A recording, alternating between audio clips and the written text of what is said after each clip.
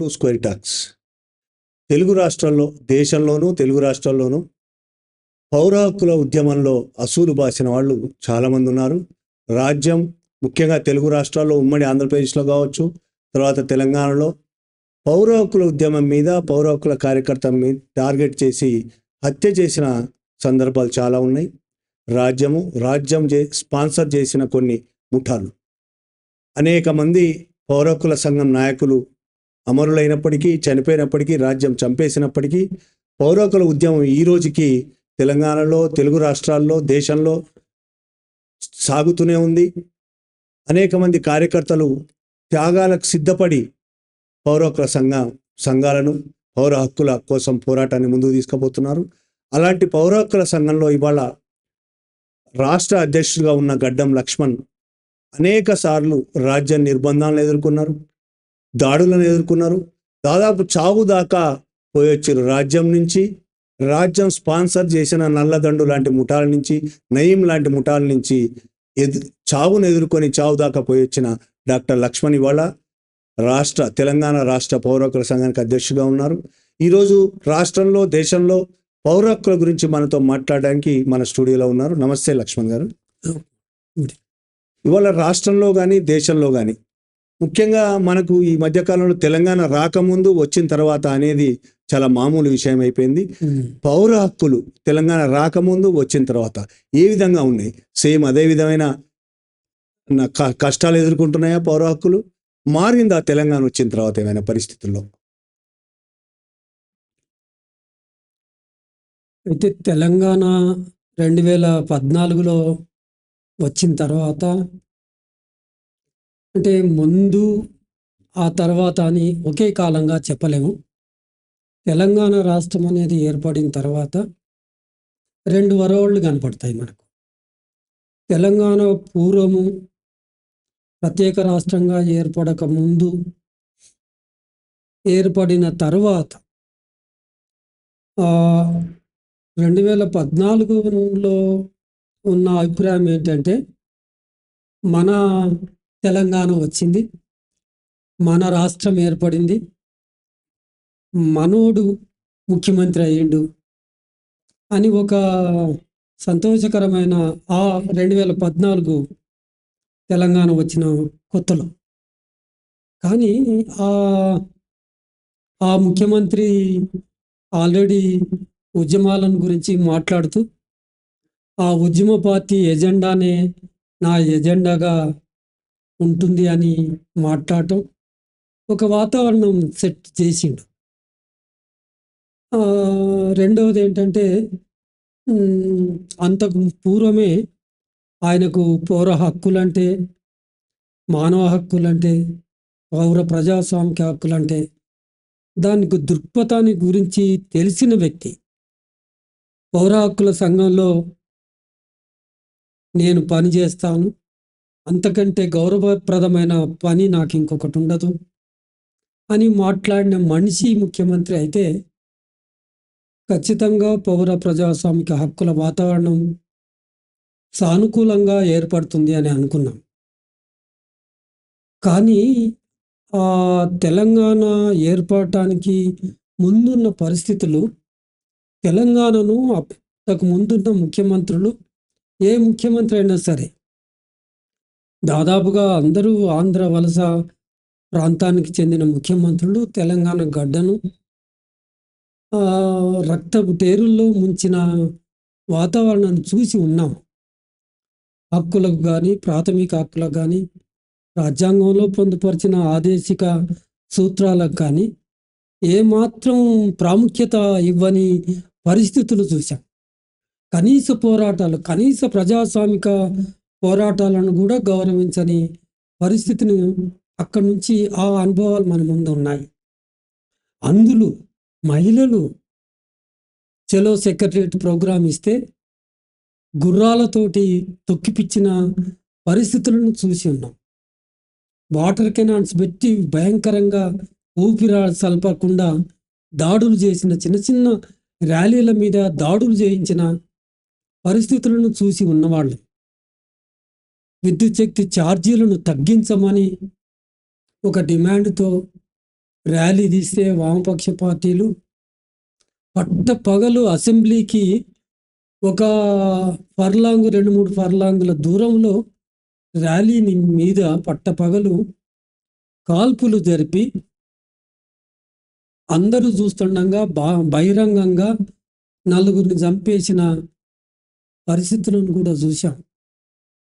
అంటే అంతటి కఠోరమైన పరిస్థితుల్లో అనుభవాలు ఉండంగా హక్కులు అడిగినందుకు మనం రాజ్యాంగంలో ఏవైతే పొందుపరిచి ఉన్నామో ఆ రాజ్యాంగంలో పొందుపరిచిన హక్కులను అమలుపరచండి, ప్రజలకు జవాబుదారీతనంగా ఉండండి, చట్టబద్ధ పాలన కొనసాగించండి, ఆదేశిక సూత్రాలు ఏవైతే రాసుకున్నామో ఆ ఆదేశిక సూత్రాలను అమలుపరిచే విధంగా ప్రజాపాలన చాలా ఫెయిర్గా ట్రాన్స్పరెంట్గా చేయాలి,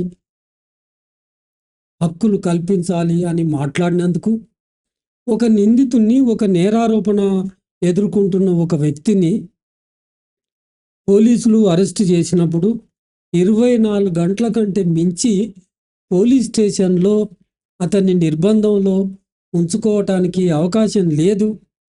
చట్టాలు అలా మాట్లాడుతున్నాయి, చట్టాలను గౌరవించండి అని అడిగినందుకు దాన్ని అపహాస్యం చేస్తే పోలీస్ స్టేషన్లలో నిర్బంధించి ఎన్నో లాకప్ డెత్తులను చూసిన అనుభవం మన గమనంలో ఉంటే, ఎన్నో ఎన్కౌంటర్లను, భయంకరమైన ఎన్కౌంటర్లను, ఆ దృశ్యాలందరినీ మీ మీడియా ద్వారా ప్రపంచానికంతా తెలిసిన ఆ పరిస్థితులను గమనించిన ఒక అనుభవంతో విసిగి వేసారి ఈ నిర్బంధం దృష్ట్యా ఈ ముఖ్యమంత్రులు ఎందుకు మారుతున్నారు? తెలంగాణ రాష్ట్రం వెనుక కేవలం నీళ్లు, నిధులు, ఉద్యోగాలు ఇవి మాత్రమే కాదు, తెలంగాణ ప్రజలు ముఖ్యంగా స్వేచ్ఛను కోరుకునే ఆ స్వేచ్ఛ కాముకులు వీళ్ళు. తెలంగాణలో వాళ్ళ బ్రతికేదో వాళ్ళు బ్రతుకుతారు, వాళ్ళ జీవనం ఏదో వాళ్ళు కొనసాగించుకుంటారు. ప్రధానంగా వ్యవసాయం మీద, భూమి మీద ఆధారపడి బ్రతికే ఈ ప్రజలకు మీరు ఏమి ఆర్థికపరమైన మరో రకమైన సహాయాన్ని అందించకపోయినా మమ్మల్ని మా ఎంతటా మమ్మల్ని వదిలేసి స్వేచ్ఛగా, యథేచ్ఛగా, స్వతంత్రంగా బ్రతికే పరిస్థితులను కల్పించండి అని అడుగుతారు. కేవలం నీళ్లు, నిధులు, నియామకాలు, ఉద్యోగాలు ఇవే కాదు, తెలంగాణ ఏర్పడటానికి ప్రధాన కారణం నిర్బంధం, తెలంగాణ మీద ప్రయోగించిన నిర్బంధం. ఈ నిర్బంధాన్ని అనుభవించి ఉన్న ఈ ప్రజానీకానికి తెలంగాణ సాధించటం కోసమే ఒక పార్టీని పెట్టి ఆ పార్టీ ఆధ్వర్యంలో తెలంగాణలో పెద్ద ఎత్తున ఒక ఉద్యమాన్ని నిర్మించి ఆ ఉద్యమం ద్వారా, ఆ పార్టీ ద్వారా ఎంతోమంది విద్యార్థులు ప్రాణత్యాగం చేసిన తర్వాత మొదటి తెలంగాణ 69 తెలంగాణ ఉద్యమంలో పాల్గొన్న వాళ్ళం మేము. అప్పుడు దాదాపుగా 369 మంది ప్రాణాలు ఇస్తే రాజకీయ నాయకుల చేతిలోకి వెళ్ళిపోయిన తర్వాత ఆ ఉద్యమం విఫలమైతే మళ్ళీ మలిదశ ఉద్యమం ఎప్పుడైతే 2000 మొదటి భాగంలో మలిదశ ఉద్యమం ప్రారంభమైందో ఆ మలిదశ ఉద్యమంలో భాగంగా 2001లో తెలంగాణ రాష్ట్ర సమితిని ఏర్పాటు చేసి ఉద్యమాన్ని నిర్మించి కొనసాగిస్తే అందులో అసంఖ్యాకమైన ప్రజలు పాల్గొనటం, సబండ వర్గాలు పాల్గొనటం, మరీ ముఖ్యంగా విద్యార్థులు, యువకులు ఆ ఉద్యమంలో పాల్గొంటే దాదాపుగా 1600 మంది ప్రాణాలను బలి చేస్తే వచ్చిన ఈ తెలంగాణ అధికార పీఠం మీద కూర్చున్న ముఖ్యమంత్రి ఆ కేసీఆర్, మన ముఖ్యమంత్రి, ఎంత అపురూపమైన మాట, మనోడు, మన మనిషి, మన ముఖ్యమంత్రి, మన రాష్ట్రం, మన ప్రజలు, మన ప్రాంతం ఇవాళ అధికారంలోకి వచ్చింది అని ఒక ఆత్మీయంగా ఆలోచిస్తున్న ఆ సందర్భంలో అప్పటి ముఖ్యమంత్రి మళ్ళీ ఇంకా పెద్దగా ఏతావాత మొత్తంగానే వాళ్ళు కొనసాగించిన 2014 పూర్వము ఏ పాలన అయితే కొనసాగిందో, ఏ నిర్బంధం అయితే కొనసాగిందో, అదే నిర్బంధాన్ని మళ్ళీ పునరావృతం చేయటం అనేది జరిగింది. ఒక్క ఉదాహరణ చెప్తాను. 2014లో జూన్ 2వ తారీఖు నాడు తెలంగాణ రాష్ట్రం ఏర్పడితే, ఆనాటి కాల పరిస్థితులకి అనుగుణంగా ప్రత్యామ్నాయ రాజకీయ వేదిక ఒకటి ఏర్పడింది. ఆ ప్రత్యామ్నాయ రాజకీయ వేదిక సెప్టెంబర్ 14, 2014లో సుందరయ్య విజ్ఞాన కేంద్రంలో భారీ బహిరంగ సభ నిర్వహిద్దామని వాళ్ళు తలంస్తే, ఆ రోజు మా మెయిన్ హాల్కు తాళం వేసుకొని పోయింది ఈ తెలంగాణ ప్రభుత్వం. అంటే పూర్వానికి 2014 పూర్వము, 2014 తదుపరి తదనంతరం, అప్పుడు 2014 పూర్వం పెద్దగా మనకు తేడా కనబడదు. తెలంగాణ ప్రభుత్వం కేసీఆర్ ఆధ్వర్యంలో ఏర్పడిన మొదటి టర్ములో, ఆ 2 టర్ముల్లో మనకు ఏమాత్రం తేడా కనబడదు. అంటే సబ్స్టాన్షియల్గా ప్రజలు గాలి పీల్చుకున్నారు అనే విధంగా మనకేం కనబడదు. ఏదో కొంత గొప్ప తేడా కనబడితే కనబడి ఉంటుంది. కానీ మనకు నిర్బంధం దృష్ట్యా హక్కులకు ప్రాముఖ్యతనిస్తున్న ప్రాతిపదికన గనుక మనం దాన్ని పరిపాలన మదింపు వేస్తే మనకు తేడా కనపడదు. సహజంగానే హక్కుల కార్యకర్తగా మేము ఏ మేరకు స్వేచ్ఛ స్వతంత్రాలు ప్రజలకు అందింపబడుతున్నాయి అనే దాని ప్రాతిపదికన చూస్తాం. ఆ ప్రాతిపదికన చూసినప్పుడు మనకు పెద్ద తేడా కనబడలేదు. అక్కడి నుంచి మొదలుపెట్టి 2014 నుంచి మొదలు పెడితే, మళ్ళీ కాంగ్రెస్ ప్రభుత్వం ఏర్పడిన తర్వాత మనకు పెద్దగా పెద్ద మొత్తంలో కాకుండా ఎంతో కొంత మొత్తంలో మనకు స్వేచ్ఛ, స్వతంత్రం, ఆ రకమైన తాళాలు వేయబడటం అనేది ఒక 1 ఇయర్గా కనబడలేదు. అంటే కనీసం సమావేశాలు పెట్టుకునే స్వేచ్ఛ, సభలు, సమావేశాలు, రౌండ్ టేబుల్ సమావేశాలు నిర్వహించుకునే ఒక ఆ వాతావరణం ఏర్పడింది. రేవంత్ రెడ్డి ముఖ్యమంత్రి అయ్యే ముందు కూడా నేను పౌర హక్కులను నిలబెడతాను అని మాటిచ్చాడు. 7వ హామీ, పౌర ప్రజాస్వామిక హక్కులను నిలబెడతాను, ప్రజాస్వామ్యాన్ని పునరుద్ధరిస్తాను, మేము ఇప్పటికే 6 గ్యారంటీలు ఇచ్చి ఉన్నాం, ఇది నా సొంతంగా ఇస్తున్న 7వ గ్యారంటీ అని చెప్పాడు. ఆ మేరకు కొంత వాతావరణం కూడా సెట్ అయ్యి అట్లా కనబడింది. కానీ ఈ మధ్యకాలంలో కొంత పరిస్థితులు మళ్ళీ మొదటికొచ్చి వస్తున్నట్టుగా కనబడతాయి. పోయిన నెలలో కాకతీయ యూనివర్సిటీలో పీడిఎస్ విద్యార్థులు శాంతి చర్చలు జరపాలి అనే ఒక డిమాండ్తో కాకతీయ యూనివర్సిటీలో ఒక సభ నిర్వహిద్దామని ఫార్మసీ డిపార్ట్మెంట్లో ఒక సభ కోసం వాళ్ళు ప్లాన్ చేస్తే, వాళ్ళు పెట్టిన పోలీసులు పెద్ద ఎత్తున క్యాంపస్లోకి చొరబడి ఆ హాల్లోకి ప్రవేశించి, హాల్లో పెట్టిన వేదిక మీద పెట్టిన బ్యానర్స్ అన్నీ లాగి పడేసి వాళ్ళ చేతులతో వాళ్ళు తాళం వేసిపోయినారు. మేమందరం నివ్వెరపోయినాం, ఇదేం పరిస్థితులు అని. తెలంగాణ ప్రభుత్వం ఏర్పడిన తర్వాత అదే పోలీసులు గనక, పోలీసుల్లో మార్పు రావాలి, మనం ప్రజాపాలన అందిస్తున్నాం, ప్రజాస్వామ్యాన్ని పునరుద్ధరిస్తున్నాం అంటే దానికి కొన్ని టెస్టులు ఉంటాయి. ప్రజాస్వామ్యాన్ని పునరుద్ధరిస్తున్నాం, పౌర హక్కులను నిలబెడుతున్నాం, జీవించే హక్కుకు ప్రధానమైన ప్రాధాన్యత ఆపాదించబడుతుంది అని ప్రజలకు కొంత గ్యారంటీ ఇవ్వాలంటే ఆచరణలో మన దగ్గర, తెలంగాణ ప్రభుత్వం దగ్గర గ్రేహాండ్స్ బలగాలు ఉన్నాయి. అవి ఎప్పుడో ఎన్టీ రామారావు ఉన్నప్పుడు ఆ పోలీసోళ్ళు సలహా మేరకు గ్రాండ్స్ బలగాలను ఏర్పాటు చేస్తే అది చట్ట వ్యతిరేకమైన ఫోర్స్ పోలీసులు.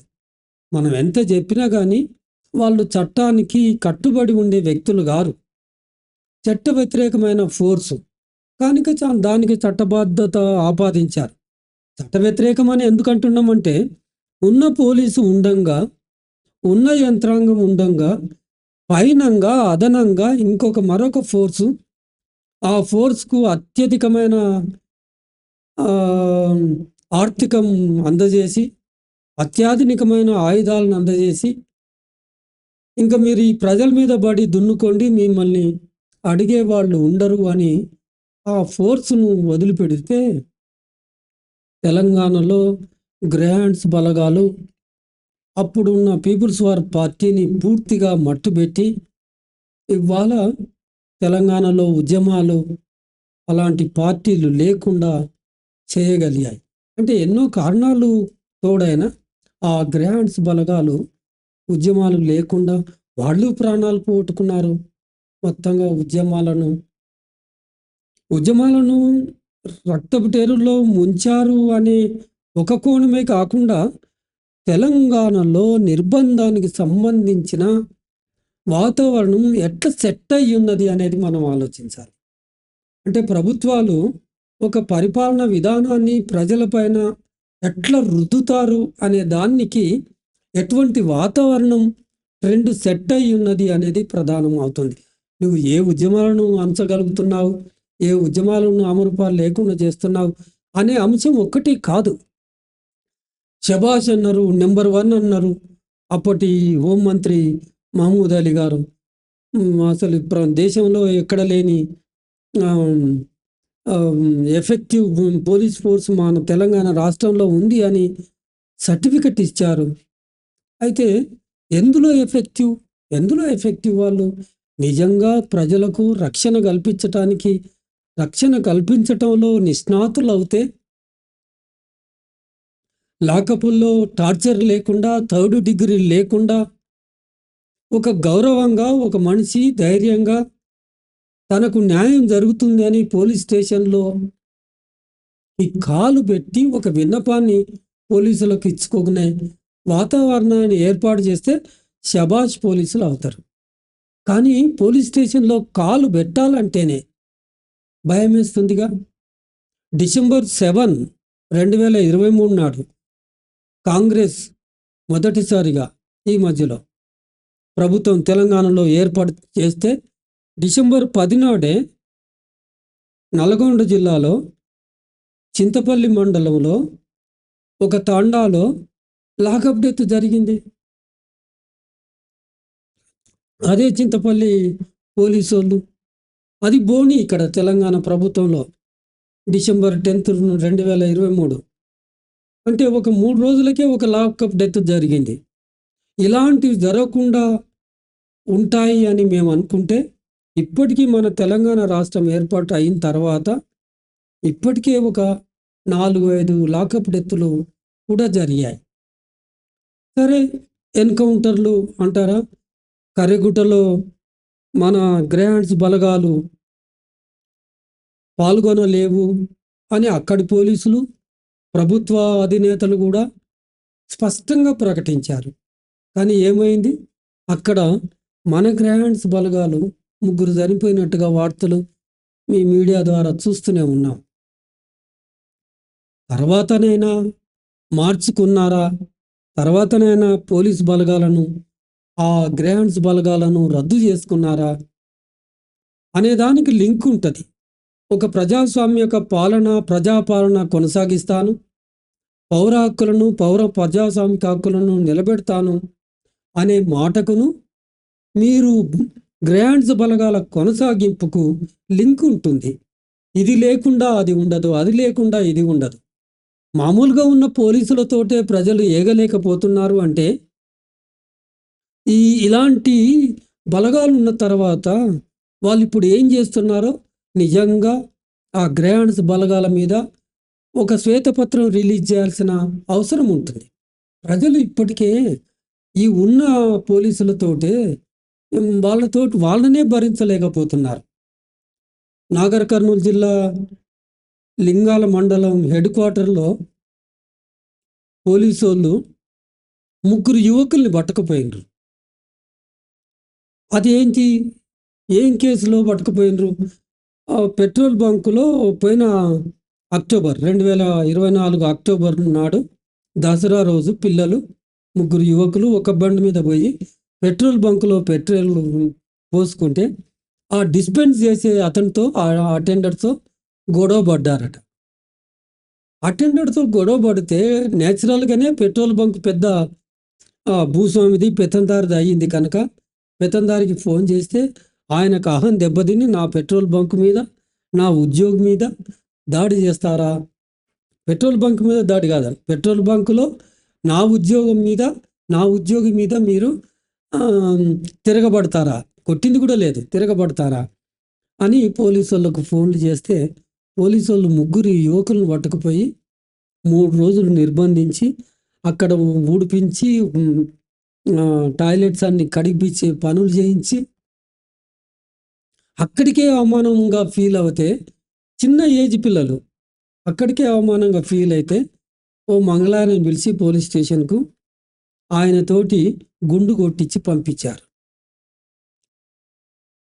అంటే తెలంగాణలో పోలీసుల మీద తెలంగాణ ముఖ్యమంత్రికి నియంత్రణ ఉందా అనేది ఇవాళ మనం ఆలోచించాల్సిన అంశం ఇది.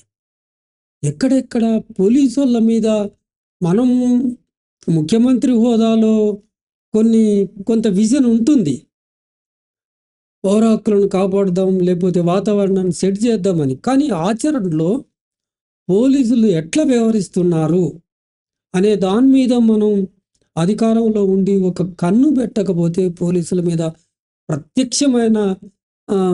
ప్రత్యేకమైన ఒక దృష్టి సారించకపోతే వాళ్ళు ఇష్టారీతన ప్రవర్తిస్తే ప్రభుత్వాలకు ఎంత చెడ్డ పేరు వస్తుందో ఇప్పుడు మీరు ఇందాక మాట్లాడే కర్రెగుట్టల మధ్య జరిగిన ఎన్కౌంటర్ ఈ నేపథ్యంలో ఈ మధ్యకాలంలో కాల్పుల విరమణ శాంతి చర్చలు అని చాలా తీవ్రంగా తెలంగాణలో తెలుగు రాష్ట్రాల్లో ఒక ఉద్యమంలాగానే సాగుతోంది. పీపుల్ డిమాండ్ చేస్తున్నారు కాల్పుల విరమణ ప్రకటించాలని. కేంద్ర ప్రభుత్వం దానికి సిద్ధపడడం లేదు, నేను చంపుతానని అంటుంది. అది ముహూర్తం పెట్టి మరీ అమిత్ షా చంపుతానని చెప్తున్నాడు. తెలంగాణలో కాంగ్రెస్ ప్రభుత్వము ముఖ్యంగా రేవంత్ రెడ్డి కావచ్చు, కాంగ్రెస్ పార్టీ కావచ్చు, శాంతి చర్చలు జరగాలని వాళ్ళు కూడా డిమాండ్ చేస్తున్నారు. ఆ నేపథ్యంలో తెలంగాణలో కూడా కాల్పుల విరమణ జరగాలని ప్రజా సంఘాలు డిమాండ్ చేస్తున్నాయి. అవసరమా తెలంగాణలో కాల్పుల విరమణ? కాల్పులు జరపటం లేదు అని ప్రభుత్వమే చెప్తున్నప్పుడు కాల్పుల విరమణ అవసరం అంటారు? అంతవరకు మనకు కనబడుతుంది. కాల్పులు మోతలు లేనప్పుడు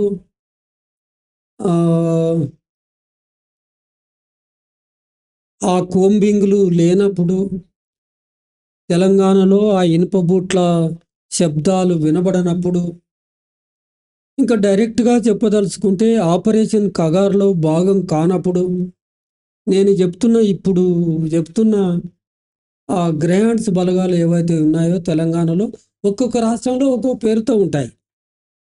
అక్కడ మనకు మహారాష్ట్ర పోతే C-60 అని, ఇక్కడ ఛత్తీస్గఢ్ పోతే మరో రూపంలో, ఇక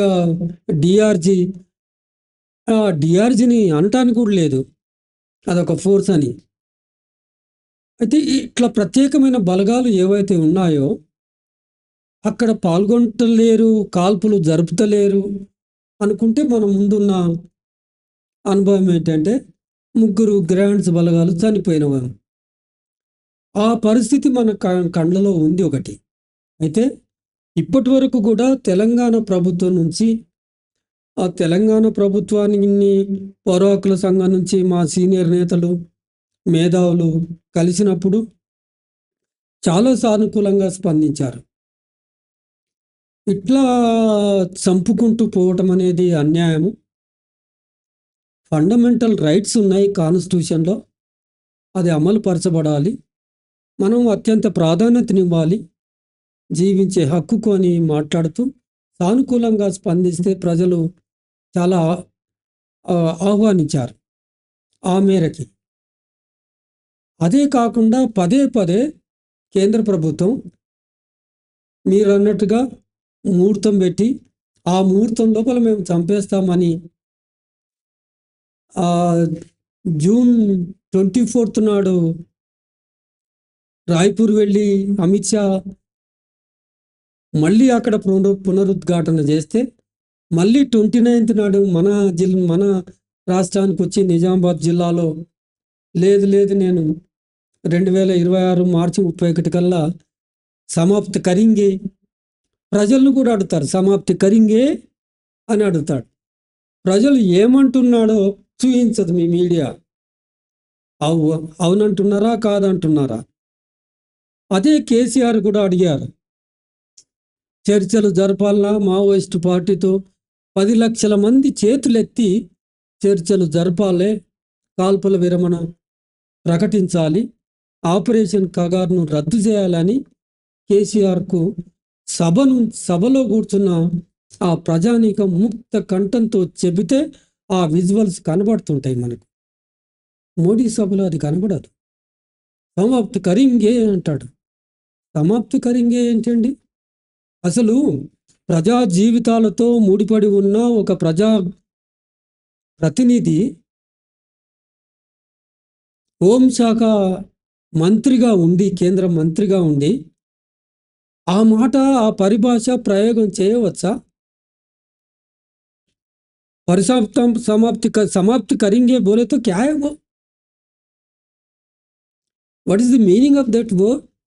అంటే నువ్వు చంపేస్తావా? చర్చలు జరపాలని, చర్చలు లేవు అని స్పష్టంగా మాట్లాడుతున్నారు కదా బీజేపీ నాయకులు.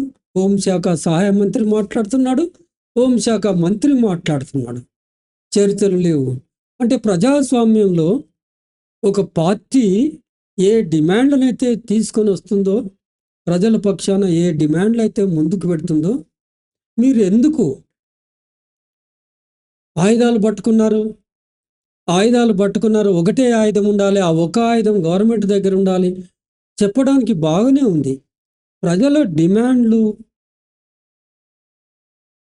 వాళ్ళ అనుభవంలోకి రానప్పుడు, వాళ్ళ సమస్యలు పరిష్కరించబడనప్పుడు, ఈ ప్రజాస్వామిక పద్ధతిలో, ఈ మార్గంలో మా సమస్యలు పరిష్కరించబడవు, వీటికి సొల్యూషన్ ఈ పాలకులు చూపించలేకపోతున్నారు, ఈ మార్గం 78 సంవత్సరాలు అవుతుంది అని విసిగెత్తి వేసారి ప్రజాస్వామ్య పద్ధతిలో పోరాటాలు మొదలు పెడితే, ఆ ప్రజాస్వామ్య పద్ధతిలో మొదలుపెట్టిన పోరాటాల మీద రాజ్యం తుపాకులెత్తి సమాధానాలు చెబుతున్న క్రమంలో ప్రతిగా వాళ్ళు సాయుధులై పోరాటం చేస్తున్న పరిస్థితులు మనకు ఇప్పుడు ఈనాడు కనబడుతుంటే, మీరు పిలిచి అడగండి.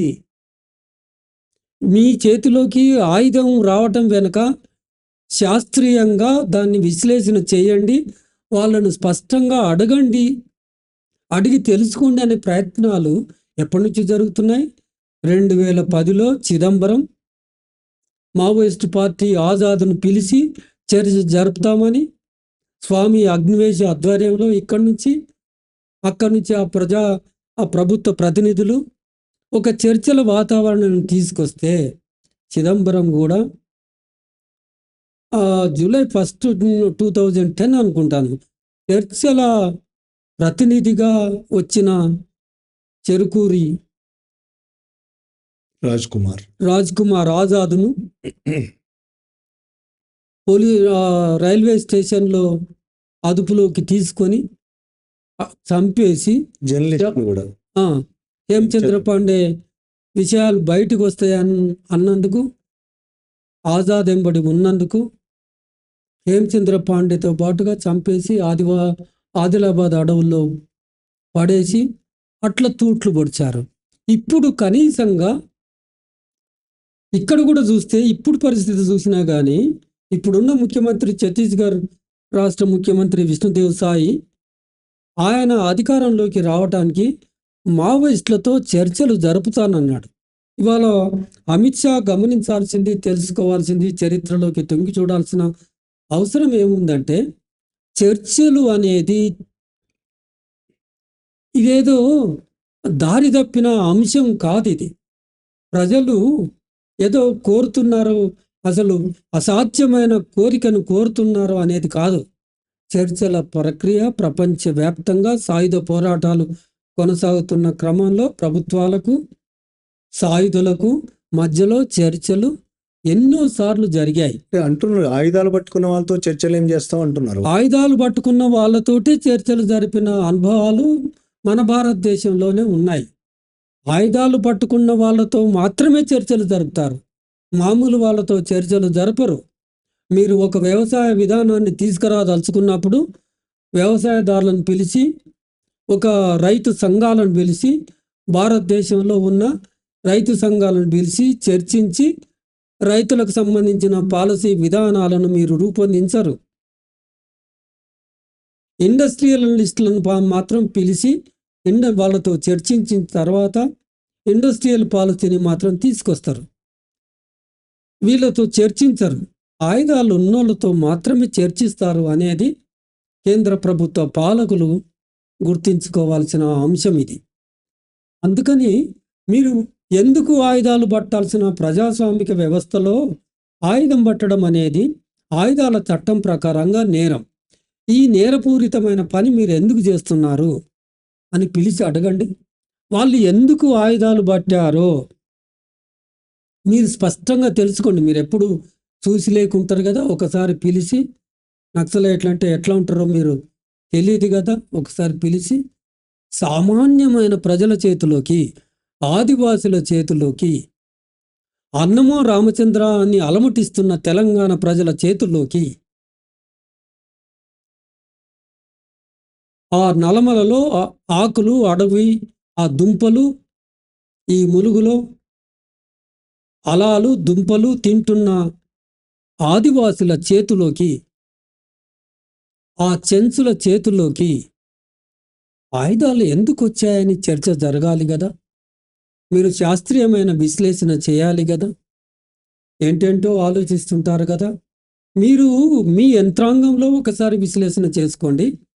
ఒక ప్రజాస్వామిక పద్ధతిలో వ్యవహరించటం కోసం ప్రభుత్వాలు చేయాల్సిన పని శాస్త్రీయంగా ఎందుకు ఒక సమూహం చేతిలోకి ఆయుధాలు పోయినాయి? మీకు తెలుసు కదా, ఆయుధాలు పట్టిన వాళ్ళు ఏ వర్గాల నుంచి వచ్చినారో తెలుసు కదా. అందరి అడ్రస్లు మీ దగ్గర ఉన్నాయి. ఒక్కసారిగా ఆలోచించండి. కడివెండి గ్రామం నుంచి ఇంతమంది ఎందుకు పోయినారు అని, ఒక్క కుటుంబం నుంచి ముగ్గురు ఎందుకు పోగలిగిన పరిస్థితులు ఉన్నాయని చూడండి. వాళ్ళు పట్టిన ఆయుధం ఒకటే చూస్తున్నారు, కానీ వాళ్ళు ఆయుధం పట్టడానికి దోహదం చేసిన పరిస్థితులను విశ్లేషణ చేయండి. మీ విశ్లేషణకు అందకపోతే మేము చెబుతున్నాము, మీ విశ్లేషణకు అందకపోతే మీరు చేయాల్సిన పని ఏంటంటే, ఎవరి చేతిలోకి అయితే ఆయుధాలు వచ్చినాయో మాకంటే బాగా చెప్పగలరు, వాళ్ళతో పిలిచి మాట్లాడండి. అది రాజ్యాంగం. ఆ ఆయుధాలు పట్టిండ్రు అని మీరు అన్నట్టుగా ఆయుధాలు పట్టినందుకు, ఆయుధాలు పట్టిన నేరానికి ఎంత నేరమో అంత శిక్ష వేయండి అని చెప్తున్నాం.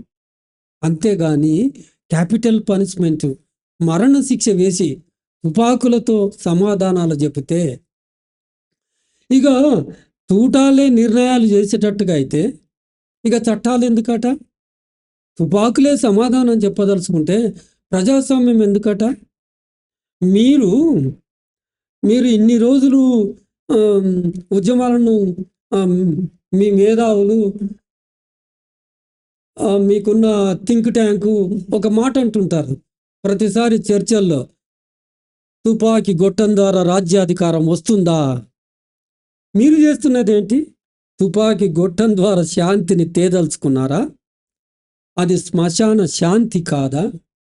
పచ్చటి అడవిలో, పచ్చటి ఆకుల్లో ఒక్కసారి చూడండి, రక్తపు మరకలు ఆకులకు కనబడుతున్నాయి.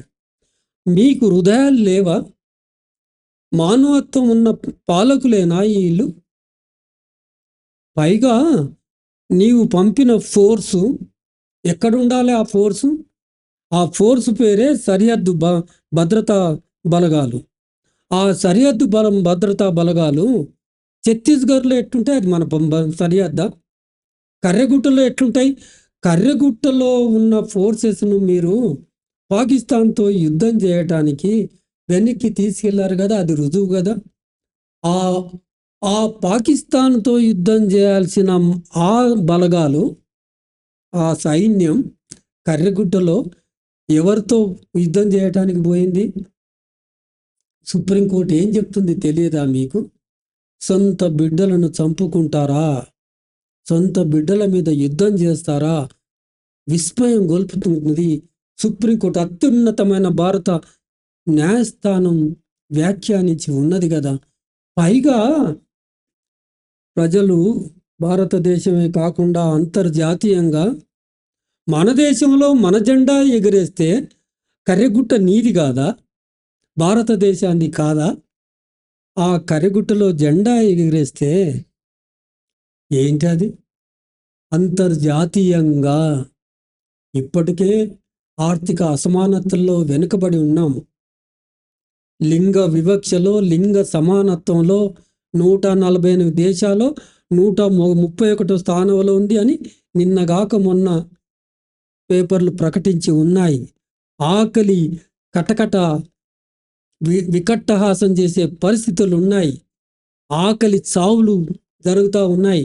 ప్రపంచంలో 131 దేశాలు అధ్యయనం చేస్తే ఎన్ని దేశాలు తేలాయి ఆకలితో అలమటించే రాజ్యాలంటే 131 ఉంది.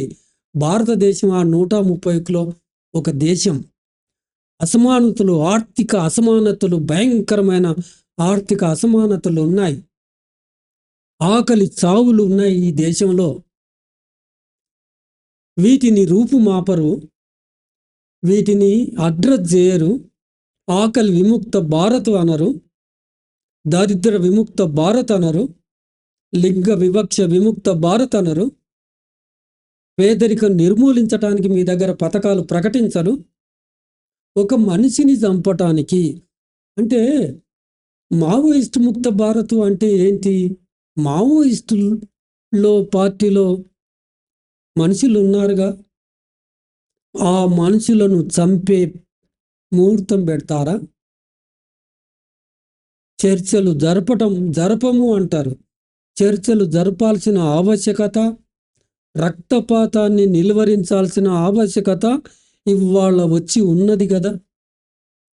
ప్రజా సంఘాలు గత 14 నెలలుగా చర్చలు జరపండి అని ప్రజా సంఘాలు, ఈ తెలంగాణ రాష్ట్రంలో ఉన్న అన్ని పార్టీలు, వివిధ రాష్ట్రాలు, తెలంగాణలో ఒక చర్చల కమిటీ ఏర్పడి ఆ కమిటీ మీకు రిప్రజెంటేషన్ ఇచ్చి ఉన్నది.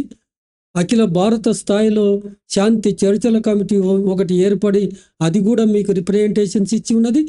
నేను స్వయంగా పౌర హక్కుల సంఘం నుంచి మీకు రిప్రజెంటేషన్, మీ బీజేపీ హెడ్ క్వార్టర్కి వచ్చి రిప్రజెంటేషన్స్ ఇచ్చాం. ఇంత చేశాక కూడా మీ నోటితో వచ్చిన మాట ఏంటంటే చర్చలు అంటున్నారు. చర్చలు జరపం అనే మాట వెనుక ఉన్నది, నిగూఢంగా ఉన్న అర్థం ఏంటంటే మేము చంపేస్తాం, ఓపెన్గా సమాప్తం చేస్తామంటున్నారు. సమాప్తం అంటేనే చంపేస్తామంటున్నారు. మీరు రాజ్యాంగానికి జవాబుదారీగా ఉన్నారా? ఆర్టికల్ 21 ప్రజల ప్రాణాలకు ఏదైనా ముప్పు జరిగితే ప్రజలను కాపాడండి అని చెప్తుంది. అత్యంత విలువైన ఆర్టికల్ కదా అది. దాన్ని ఎట్లా కాదని మీరు చంపేస్తారు? మావోయిస్టు అయినంత మాత్రాన చంపాలని, మావోయిస్టులకు ఆర్టికల్ 21 వర్తించదని కాన్స్టిట్యూషన్లో ఉందా? రాజ్యాంగబద్ధమైన పరిపాలన, ఆ రాజ్యాంగం ప్రసరిస్తున్న వెలుతురులో నడుస్తున్నారా? మీ చేతిలో రాజ్యాంగం అనే టార్చి మీ చేతిలో ఉందా అని అడుగుతున్నాం. ఇవాళ తయారు చేసిన చట్టాలను మీరు అమలు పరుస్తున్నారా అని అడుగుతా ఉన్నాం. చర్చలు జరపాల్సిన ఆవశ్యకత ఇప్పటికైనా ఉంది అని ఒకవైపు ప్రజానీకమంతా ముక్త కంఠంతో భారత ప్రజానీకం అంతా చెప్తుంటే ప్రజలను ఎంత అవమానపరుస్తున్నారంటే, అదే మావోయిస్టు పార్టీ ప్రధాన కార్యదర్శి నంబాల కేశవరావును మే 21 నాడు ఆయనతో పాటుగా మరో 28 మందిని చంపి మీరు ముందుకు పెడుతున్నారు అంటే ప్రజలకు అవమానం కాదా? రాజ్యాంగాన్ని అపహాస్యం చేస్తలేరా?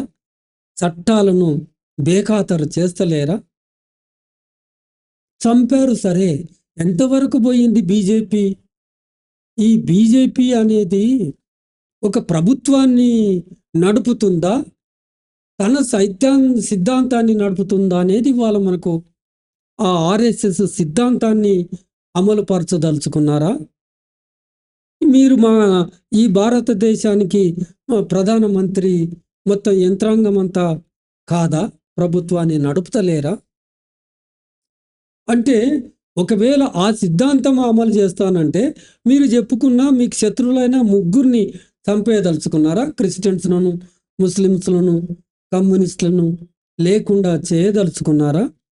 కేశవరావును చంపేశారు. ఎంత పగ! శవాల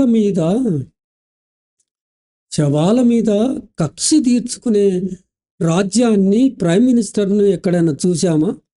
హోమ్ మినిస్టర్ను మొత్తం ప్రపంచ చరిత్రలో ఎక్కడైనా చూశామా? ఒక మనిషి మరొక మనిషిని చంపి వికటాసం చేస్తూ తుపాకులు చేతులు పట్టుకొని డాన్సులు చేసే వైనం బహుశా భారతదేశంలో మాత్రమే జరిగి ఉంటుంది. అంతర్జాతీయంగా ఇవాళ బీజేపీ నడిపిస్తున్న ప్రభుత్వ పాలనా విధానం అంతర్జాతీయంగా భారత ప్రతిష్టను దిగజారుస్తుంది. వాళ్ళు నాట్యాలు చేస్తే, వాళ్ళు స్వీట్స్ పంచుకుంటే మీరు శబాష్ అంటారా? అవార్డులు, రివార్డులు ప్రకటిస్తారా? భారతదేశ పరిపాలన ఎటువైపు సాగుతుంది? మన కంటే ఆ మతపరమైన దేశాలు ఇంకా పైన ఉన్నాయి కదా మనకంటే, ఈ మానవత్వ విలువలు కాపాడటంలో. ఈ దేశాన్ని దోచుకునే ఆ దోపిడీ వర్గాలకు చర్చలు జరపము అనే దాని వెనుక, మావోయిస్టులను చంపము అనే దాని వెనుక ఉన్న మీ సైద్ధాంతికమైన ఆలోచన ఏంటి అంటే, మొత్తం దేశ సంపదను ఇవాళ ప్రజలు ఆలోచించాల్సింది ఏంటంటే, ఆదివాసీలను భారత ప్రభుత్వం, బీజేపీ ప్రభుత్వం చంపేస్తుంది. మా లెక్కల ప్రకారంగా, మీరు ప్రభుత్వం చెప్తున్న లెక్కల ప్రకారంగానే దాదాపుగా 2024 జనవరి 1 నాడు మొదలుపెట్టిన మీ ఆపరేషన్ కగార్ అనే సంక్షేమ పథకంలో, మీరు ఇస్తున్న ఆ సంక్షేమ పథకంలో మీరు మాకు ఇస్తున్న గిన్నె నిండా మీరేమిస్తున్నారంటే రక్తం నింపి ఇస్తున్నారు. 2024 జనవరి 1 నాడు మొదలుపెట్టి ఈనాటి వరకు 560 మందిని చంపేశారు మీరు. ఆ 560 మందిలో దాదాపుగా 400 పైచీలకు ఆదివాసీలు ఉంటారు. అందులో 150 మంది ఆదివాసీ మహిళలు ఉంటారు. ఈ భారత ప్రభుత్వం ఆదివాసీలను చంపేస్తుంది. అదే ఇప్పుడు మళ్ళీ మా ముందుకే వస్తున్నా. ఈ మొత్తం నేపథ్యంలో తెలంగాణ ప్రభుత్వం కాల్పుల విరమణ అనేది ఏంటి అసలు? దానికి న్యాయబద్ధం ఉందా? దానికి కాల్పుల విరమణ జరపాలని డిమాండ్కి తెలంగాణ ప్రభుత్వానికి అదే చెప్తున్నాను. వాళ్ళు సానుకూలంగా ఒక వాతావరణాన్ని కల్పించటము, స్పందించటము, తరువాత మళ్ళీ అఖిల భారత స్థాయిలో కూడా కాంగ్రెస్ అధినేత ఖర్గే గారిని కలిసాం, మా బృందం వెళ్ళి. అట్లాగే రాహుల్ గాంధీని కూడా కలిసాం. ఏఐసిసిలో నిర్ణయం తీసుకుంటామని అన్నారు. అయితే మొన్న ఇక్కడ కాంగ్రెసు గ్రామీణ స్థాయి అధ్యక్షులను సైతం కలవట కోసం వచ్చిన ఈ ఎల్బీ స్టేడియంలో జరిగిన సమావేశంలో ఏఐసిసి అధ్యక్షులు ఖర్గే గారు ప్రకటిస్తారని ఆశించాము. కానీ ఆయన నోట కూడా చర్చలకు సంబంధించి, ఆపరేషన్ కగారుకు సంబంధించి ఏమీ రాలేదు. కాకపోతే తెలంగాణలో మీరు అన్నట్టుగా తెలంగాణలో సానుకూల వాతావరణం, ఆ గాలి మనకు వీచినట్టుగా తెలియవస్తుంది. అయితే ఇప్పటి వరకు ప్రకటన రాకపోయినా, అంటే బహిరంగంగా ఆపరేషన్ కగార్ను మేము అమలు పరుస్తామని ఛత్తీస్గఢ్ ముఖ్యమంత్రి లాగా ప్రకటించకపోవటం అనేది ఆహ్వానించదగ్గ విషయం. రెండోది ఏంటంటే, అదే టైంలో భయమేస్తున్న ఘటన ఏంటంటే, కర్రెగుట్టలో నేను చెప్పినట్టుగా ఈ బలగాలు చనిపోవటం, గ్రే హ్యాండ్స్ బలగాలు చనిపోవటం. అయితే కాల్పులు ఎలాగూ జరుపుతలేరు అని మీరే అంటున్నారు కదా. కాల్పులు జరపనప్పుడు విరమణకు అర్థం లేదు కదా అనే ఒక చర్చ కూడా జరుగుతుంది. కానీ అయినప్పటికీ తెలంగాణ ప్రభుత్వం ఒక మోడల్గా నిలబడమంటుంది. ఒక డిమాండ్ వస్తుంది సమాజం నుంచి, అంటే మీరు చేయకపోయినా కానీ ఒక ముఖ్యమంత్రి ఒక రాష్ట్ర ప్రభుత్వ వైపు నుంచి, మా వైపు నుంచి కాల్పులు ఎట్లాగూ చేస్తలేము కనుక చెయ్యము అని, విరమణ కాకపోయినా మీరు కాల్పులు కొనసాగిస్తలేరు కనుక విరమణ చేయటం కాకపోయినా కానీ కాల్పులు చేయమనేది కొనసాగుతుంది. మాది ఈ ఈ ఈ పాలసీ మాది అధికారికమైన ప్రకటన రాకపోతే పోలీసులు తమ ఇష్టం వచ్చినట్టు వ్యవహరిస్తారు. వాదన ఉంది. అయితే పోలీసు అధికారులు కూడా, అంటే ఒక పాలసీ విధానాన్ని కనుక ప్రకటిస్తే, విధానంగానే ప్రకటిస్తే ఆచరణలో ఏదైతే ఉందో మీకు వచ్చే నష్టమేముంది? ఆచరణలో మీరు ఏదైతే చేస్తున్నారో దాన్నే విధానంగా ప్రకటించమని సమాజం నుంచి ఒక డిమాండ్ వస్తుంది. ఆ డిమాండ్కు సానుకూలంగా మీరు ఏదైతే సానుకూలత ప్రదర్శించి ఆల్రెడీ ఉన్నారో, అట్లా ఒక ఒక ఒక వాతావరణం అనేది ఇతర రాష్ట్రాలకు, అంటే బీజేపీ ఇతర రాష్ట్రాలకు ఒక మోడల్గా మనకు పెద్ద వాతావరణం పోతుంది. అది చిన్న అంశం కాదు, అంత చిన్నగా విశ్లేషణ చేయలేము. కాల్పులే లేనప్పుడు విరమణైంది అర్థం లేనిది అని అంత చిన్న అంశం కాదు. అది గనక ఆ ప్రకటన గనక వస్తే దాని ప్రభావం భారతదేశ వ్యాప్తంగా ఉంటుంది. ఆ ప్రకటన గనక వస్తే ప్రజల గుండెల్లో, తెలంగాణ ప్రజల గుండెల్లో, అంటే పోటీ పెట్టి మాట్లాడుతున్న అవతల తెలుగు రాష్ట్రం ఇంకోటి ఉంది కదా, అది లేకుండా ఇది కూడా ఎట్లా అని ఎక్కడో ఒక చోట మొదలు పెట్టాలని, ఇప్పుడు ఇంత నిర్బంధం జరిగి ఇన్ని ప్రాణాలు పోతున్న క్రమంలో ఒక ఆశ, ఒక శవాలనే ఇవ్వని సందర్భంలో, పురుగులకు వదిలేస్తున్న ఒక సందర్భంలో, ఒక భయంకరమైన వాతావరణం నెలకొన్న సందర్భంలో ఎక్కడో ఒక సమాజం నుంచి ఒక చిగురిస్తున్న ఒక ఆశ ఏంటంటే, మీరు ఎట్లాగూ వేరే వాళ్ళనైతే అడగలేకపోతుంటుంది. బహుశా ఒకవేళ బీజేపీ ప్రభుత్వమే కనుక తెలంగాణలో రాజ్యం ఏలితే ఈ డిమాండ్ వచ్చేది కాదు. సానుకూలంగా స్పందిస్తున్న ఒక తెలంగాణ కాంగ్రెస్ ప్రభుత్వం ఉంది కనుక ఈ విషయాన్ని అడగగలుగుతున్నాం. కనుక ప్రభుత్వం ఇప్పటికైనా సానుకూలంగా ఆలోచిస్తే బాగుంటుందని, అది ఒక్క అంశం మాత్రమే, పెద్ద చర్చనీయమైనది కాదు. ఆలోచించాల్సిందిగా ప్రభుత్వాలు ఆలోచించాల్సిందిగానే ఎప్పటికైనా శాంతి నెలకొనటానికి సమాజం నుంచి ఈ రకంగా ప్రభుత్వాలు ప్రవర్తిస్తే బాగుంటుందని ఏ ఆలోచన వచ్చినా కానీ దాన్ని జస్ట్ లైక్ తృణీకరించకుండా ప్రభుత్వం ఇప్పటికైనా ఆలోచించాల్సిన అవసరమైతే ఉండటమే కాకుండా, అయితే ఇంకా ప్రజలు ఆ స్పందన ప్రజల నుంచి ఒకటి వస్తుంది అంటే ఇంత కోరుకుంటున్నారు. ఇంకా కోరుకునేది ఏంటి? తెలంగాణ కాంగ్రెస్ నుంచి, ప్రభుత్వం నుంచి అమిత్ షా 29 నాడు నిజామాబాద్ వచ్చి మేము చర్చలు చేయము, సమాప్తం మాత్రమే ఉంటుంది అని ప్రకటించినప్పుడు రియాక్ట్ అయిన మొట్టమొదటి పార్టీ కాంగ్రెస్ పార్టీ అధ్యక్షునిగా మహేష్ కుమార్ గౌడ్ గారు మాట్లాడితే ప్రజలకు ఎంత వాతావరణం సెట్ అయి కూర్చున్నది, ఎంత ధైర్యాన్ని ఇచ్చింది ఆ మాట. అంటే కాంగ్రెస్ ఒక పార్టీగా అట్లా ఆ ప్రకటన చేయగలిగి ఆ తర్వాత అందరూ ఖండనలు రాగలిగినాయి. అంత ప్రభావం చూపగలిగిన సందర్భంలో ఇలాంటి డిమాండ్ ప్రజల నుంచి వస్తుంది కనుక ఇక్కడ ఎక్కడ ఎట్టి పరిస్థితులకు పోటీ పెట్టకుండా స్వతంత్రంగానే ఈ అంశాన్ని గురించి ఆలోచించాల్సిన సందర్భం ఒకటైతే కాంగ్రెస్, తెలంగాణ కాంగ్రెస్ మీద మరింత ఆ, ఒక సానుకూలమైన డిమాండ్ ఎట్లొస్తుందంటే, శవాలను ఇవ్వటం లేదు, అవి పురుగులు పడేటట్టుగా చూస్తున్నారు. కనుక మీరు